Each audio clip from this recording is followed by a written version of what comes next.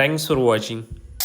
എണീച്ചുടനെ തന്നെ ബെഡ്ഷീറ്റൊക്കെ ഒന്ന് മടക്കി വെച്ചു, നിസ്കരിച്ചു. കുറേ ദിവസമായി വണ്ടി കഴുകിയിട്ട്. അപ്പോൾ രാവിലെ ചായ കുടിക്കുന്നതിന് മുമ്പ് വണ്ടി കഴുകാമെന്ന് വിചാരിച്ചു. വണ്ടിയൊക്കെ കഴുകി കഴിഞ്ഞതിന് ശേഷം പറമ്പിലും കണ്ടത്തിലൊക്കെ കുറേ അടക്ക വീണ് കിടക്കുന്നുണ്ട്. അതൊക്കെ നുള്ളി പൊറുക്കി കൂട്ടിയ സ്ഥലത്തേക്ക് മാറ്റി വെച്ചു. ചെടികൾക്ക് വെള്ളം നനച്ചു കൊടുത്തു, ചായ കുടിച്ചു.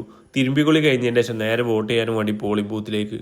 വാർഡ് വിഭജനം വന്നോട് കൂടിയിട്ട് പോളിംഗ് ബൂത്തിലൊന്നും വലിയ തിരക്കില്ല, സുഖമായിട്ട് വോട്ട് ചെയ്യാൻ പറ്റുന്നുണ്ട്. പോളിംഗ് ബൂത്തിന്റെ മുന്നിൽ എല്ലാ രാഷ്ട്രീയ പാർട്ടിന്റെ പ്രവർത്തകരും നിറഞ്ഞിട്ടുണ്ട്. പോളിംഗ് ബൂത്തിൽ ഇങ്ങനെ നിന്ന് കഴിഞ്ഞാൽ വളരെ രസകരമായിട്ടുള്ള കാര്യങ്ങളൊക്കെ കാണാൻ പറ്റും.